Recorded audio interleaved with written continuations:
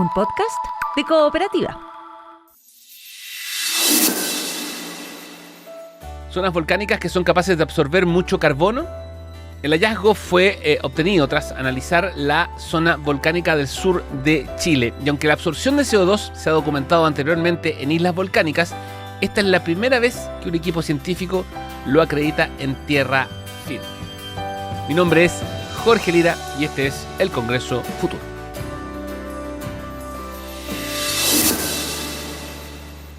Bien, gracias Jorge, gracias por invitarnos a hablar de este trabajo. Gracias por acompañarnos, Alida. Bueno, lo primero que quiero preguntarte es, porque puede que la respuesta sea muy obvia, ¿no? Pero quiero aclararlo al tiro. Cuando habla de zonas volcánicas, ¿estamos hablando de una zona donde hay varios volcanes? ¿Hablamos de volcanes en general o esto es distinto? ¿Hay una conceptualización distinta?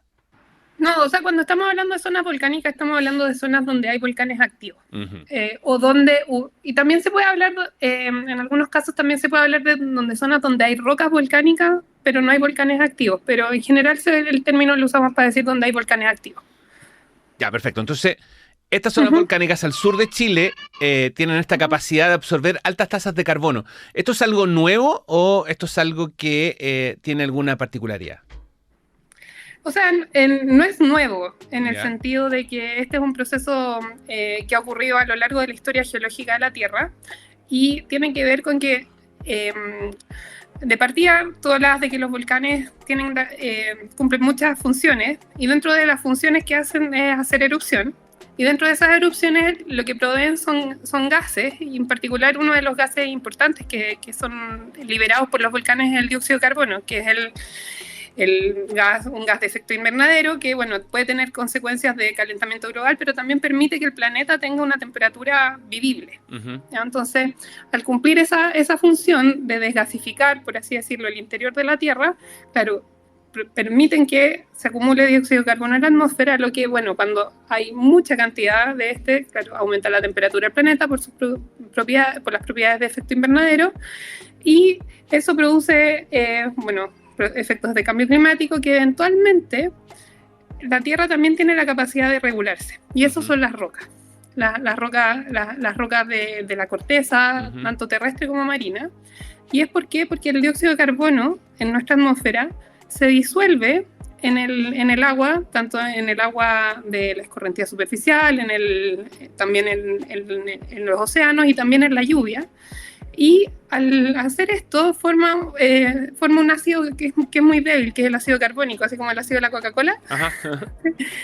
Y ese ácido tiene la capacidad de, disolver las rocas, y al disolver las rocas o entrar en esta interacción, estamos quitando dióxido de carbono de la atmósfera.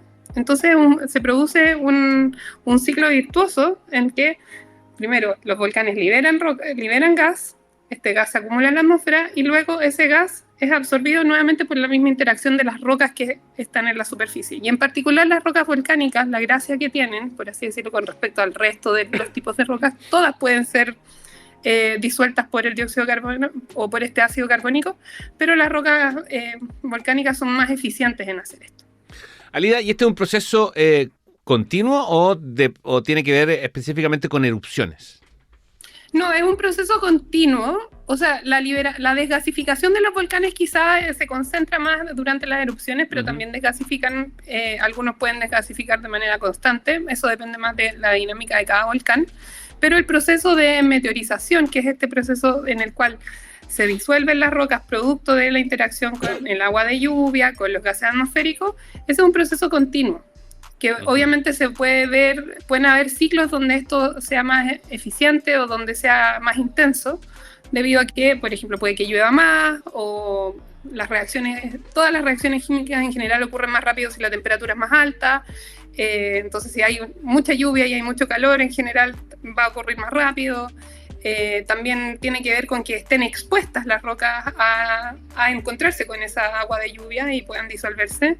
Entonces, claro, si están cubiertas por vegetación o están cubiertas por otro tipo de rocas, también, claro, quizás se va a demorar un poco más el proceso, pero un proceso continuo que ha ocurrido a lo largo de la historia de la Tierra, y es lo que permite que dentro de todo el clima del planeta sea relativamente estable, sea un planeta con temperaturas vivibles, donde tenemos agua líquida.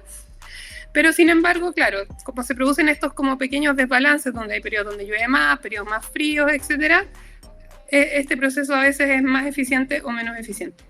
Estamos con Alida Pérez, académica del Departamento de Geología de la Universidad de Chile,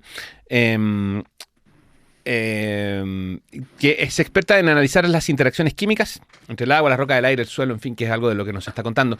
Alida, ¿esto en qué zona específica fue? ¿Dónde está esta zona volcánica en el sur? ¿Dónde se detectó? Nosotros, claro, bajo esta premisa, la forma en cómo diseñé este estudio fue pensando que nosotros tenemos volcanes a lo largo de todo Chile, sin embargo que nuestro país tiene un gradiente climático bien marcado, o sea, tenemos un desierto hiperárido y tenemos bosque, tenemos territorio antártico, o sea, tenemos, por así decirlo, una representación muy grande de clima. El único clima quizás que no tenemos representado es el clima tropical, pero sí tenemos, por ejemplo, en el sur de Chile, pensando en el sur de Chile, no sé, desde Temuco al sur, por así decirlo, Curacautín al sur, sí tenemos un clima que es muy lluvioso y a la vez tenemos con mucha vegetación.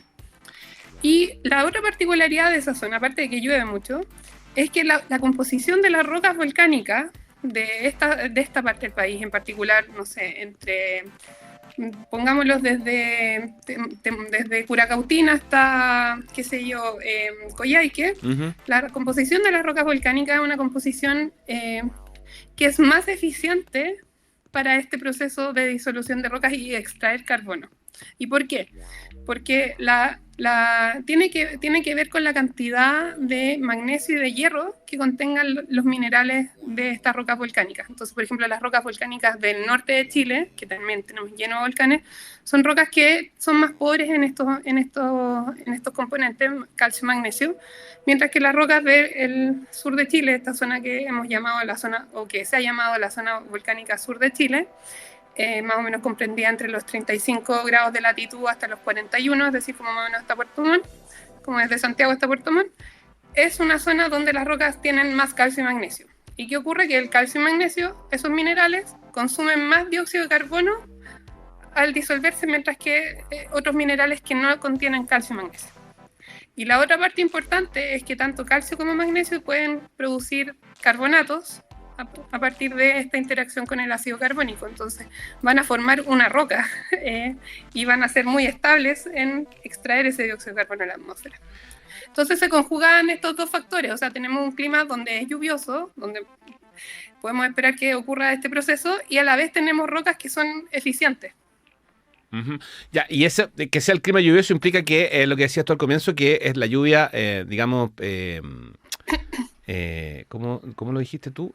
Disuelve el dióxido de carbono y claro, o sea, lo que hace el gas primero se disuelve en la lluvia y luego esta lluvia que es levemente ácida, tiene la capacidad de disolver la roca. Ajá. Oye, Alida, ya, ¿y qué volcanes conocidos fueron? ¿O que están en esta zona, digamos? Claro, nosotros partimos desde el volcán Tolhuaca, que es un volcán que está ahí en el Parque Nacional Tolhuaca, como entrando a Curacautín. De ahí nos fuimos al Lonquimay, fuimos a ríos que están drenando el Lonquimay y el Yaima. Después fuimos a ríos que drenan más al sur, cerca de Melipeuco, volcán Suyipulli. Después seguimos hacia volcán Villarrica, y así fuimos haciendo todo el barrido. Después del Villarrica pasamos ahí nos saltamos un poco más, fuimos hasta como el Moncho Choshuenco, de ahí llegamos a lo que es este complejo Cordón Cauye-Puyehue, y finalmente rematamos con los volcanes más australes de la zona de estudio que propusimos, que era Volcán Osorno, Volcán Calbuco, así a grandes rasgos. Cuando partí esta conversación decía que nosotros tuvimos un programa acá que se llama Tierra de Volcanes, que está disponible en nuestro canal de YouTube. Y ahí lo que nos gustaba mucho saber también, aparte del trabajo científico de cada una de las personas que entrevistamos, era cómo eran las expediciones. Entonces me gustaría que describieras cómo eran las expediciones, en este caso porque me imagino que hay todo como una forma de rescatar esto para entenderlo, digamos. Tú misma dices que claro, o sea, la lluvia, el agua, las rocas, en fin. Claro, la aproximación que nosotros hicimos para poder hacer este cálculo de cuánto dióxido de carbono, por así decirlo, consumían este proceso de disolución de las rocas volcánicas, lo que hicimos fue tomar muestras de ríos que drenan o que escurren a las faldas de estos volcanes. Entonces, muestras de agua, ¿ya? ¿Y por qué? Porque, bueno, ese es el agua que ha interactuado con esa roca y nosotros podemos hacer un balance de masa, por así decirlo, en función de la composición química de esa agua, de cuánto interactúa con la roca. ¿Ya? Es un poco más complejo. Entonces, las campañas en general, bueno, partida nos tocó como en pandemia, entonces la primera campaña me acuerdo que claro, teníamos como estos pases sanitarios, pero básicamente es llegar a los ríos, que en este caso no es tan complejo porque hay una muy buena conectividad de caminos a todas estas partes, y lo otro es que nosotros nos fijamos en ir a las estaciones o a ríos donde estuvieran las estaciones de aforo, es decir, donde se mide el caudal de los ríos por parte de la DGA. Entonces todas tenían como acceso de camino, entonces era mucho andar en auto, no sé, manejando 8 horas diarias para alcanzar a mostrar, no sé, 5 puntos. En cada punto nos demoramos, dependiendo un poco de cómo esté el agua, entre media hora a 2 horas, eso depende un poco del contenido de sedimentos que tenga el agua, porque cuando se toma la muestra hay que filtrar el agua, básicamente porque nosotros lo que buscamos son el contenido que está disuelto, no el contenido que está suspendido. Entonces, parte importante es la filtración, y si el agua, claro, trae mucha carga de sedimentos, nos demoramos harto. Alida, ¿qué puertas abre los resultados de esta investigación? Por ejemplo, con el ciclo del carbono, en fin. Esto se puede, por ejemplo, pensando en qué sé yo, en este ciclo virtuoso que tú describes, ¿esto se puede de alguna forma imitar en algún sentido hacia el futuro? O sea, mira, lo primero que nos habla es de que en general los flujos de carbono así naturales, por así decirlo, en el ciclo del carbono, es decir, lo que se consume por meteorización, lo que es la fotosíntesis, lo que es, no sé, la respiración de las plantas, todo eso está más o menos bien constreñido. Y eso, por ejemplo, es parte de lo que informa los modelos globales, que por ejemplo dicen, el cambio climático, si seguimos con esta trayectoria, va a ser tantos grados, ¿ya? Entonces, sin embargo, la parte como natural yo diría que está como bien constreñido, pero sí no hay buena representación geográfica, y en particular del sur del mundo. Entonces, esto lo que permite es, por ejemplo, refinar un poco esos modelos, como si alguien toma en ese contexto esos modelos, refinar un poco de cómo tienen que ser los flujos globales y cómo están distribuidos en el planeta. Y en particular lo que nosotros ahora estaba mirando unos papers antiguos, y claro, por ejemplo, el número que nosotros calculamos de consumo de CO2 por meteorización para la zona volcánica sur es 2 órdenes de magnitud, o sea, 100 veces más grande que lo que se había estimado antes para toda la Patagonia. Y esto nosotros simplemente lo extrapolamos para el pedazo como que comprenden los volcanes. Entonces, eso permite refinar ese tipo de investigaciones, pero en términos aplicados también, y esto es algo que ya se viene explorando, parte de las soluciones que se han pensado en particular para disminuir la cantidad de dióxido de carbono que tiene nuestra atmósfera es capturarlo. Y hay distintos métodos de captura, pero uno de los métodos de captura, y que está inspirado en este proceso de meteorización que he descrito hasta ahora, es capturar dióxido de carbono, inyectarlo en rocas volcánicas en profundidad, y que se formen estos nuevos minerales carbonatos, de manera de que disolvemos la roca original, que es un silicato, liberamos el calcio, el magnesio, que se va a juntar con el bicarbonato que viene disuelto en el agua, para formar un carbonato de sodio o de magnesio, y de manera de atrapar el carbono de manera segura en un mineral, ¿ya? Y esto se han hecho experimentos tanto a escala de laboratorio, y hay muchos experimentos también modelados. También hay experimentos ya a escala, qué sé yo, de reactores pequeños. Y también hay un piloto muy grande en Islandia que se está desarrollando, que se llama el proyecto Carbfix, donde lo que hacen es obtener carbono de la atmósfera, lo capturan de la atmósfera, lo concentran y lo inyectan a las rocas, en este caso que son rocas muy ricas en calcio y magnesio, en la plataforma, por así decirlo, hacia afuera del continente, de manera submarina. Entonces lo entregan y lo están inyectando, y se está formando este proceso. El tema de si vamos a poder usar esta tecnología tiene que ver más con los costos, obviamente, y también la capacidad de que esta reacción, que en nuestro caso ocurre a escala geológica, por así decirlo, pueda ocurrir en pocos años. Ajá. Bueno, claro, evidentemente no se oye fácil, pero sí muy, muy interesante. Última. Espérate, ¿Sí? ¿puedo agregar algo? Por favor. Con respecto a eso? Y claro, y hay otra gente que está pensando en esta misma tecnología, no es la misma tecnología, no es la inyección directa, sino que es, por ejemplo, lo que se llama, ¿cómo podría decir? O meteorización mejorada. Ya. Y es básicamente tomar estas rocas volcánicas, molerlas, y esparcirlas, por así decirlo, en zonas donde esperamos que haya, donde esta reacción puede ocurrir rápido. Entonces se piensa que, por ejemplo, regando, predios agrícolas de alta productividad con este tipo de rocas, se puede acelerar este proceso y también utilizarlo como una forma de capturar carbono, y también a veces lo he visto como que han pensado hacerlo en playa. Yo diría que estos dos casos no son tan evidentes que pueda ser una buena tecnología comparado con la inyección directa. Ajá. Bueno, me imagino que habrá fases en las que eso se tenga que comprobar.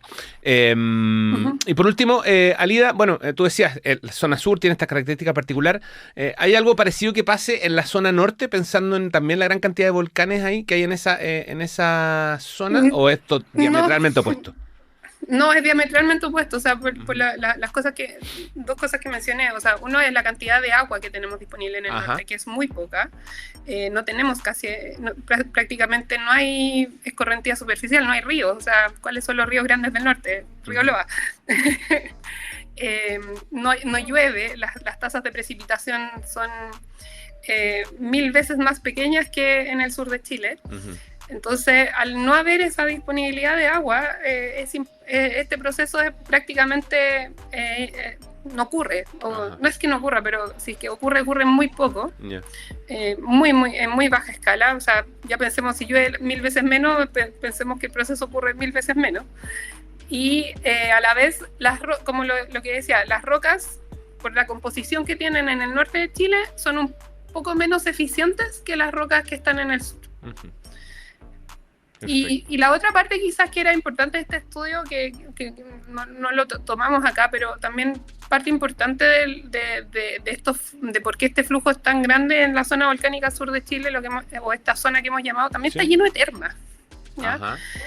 Y parte también de nuestro trabajo fue, queremos cuantificar cuánto de este proceso está relacionado con esta interacción con las termas, o sea, porque también ese proceso, al hacer a alta temperatura de las aguas termales, puede acelerar. Entonces también tiene que, y bueno, el que haya también hartas termas también está relacionado con que hay más agua, etcétera. Perfecto. Los volcanes también son más activos en el sur de Chile.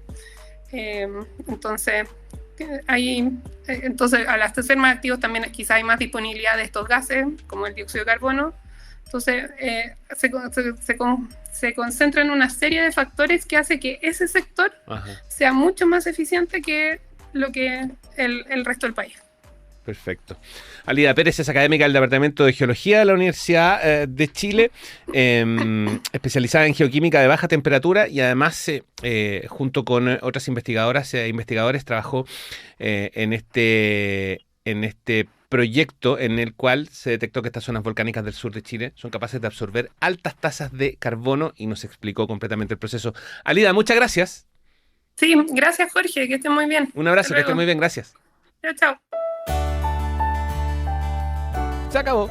Termina Congreso Futuro, pero quédate atento a los próximos capítulos. Estamos en Cooperativa Podcast, en Spotify, en Apple Podcast, y ojo que también estamos en cooperativaciencia.cl. Además, puedes escuchar el programa todos los domingos a las 11 de la mañana en Radio Cooperativa.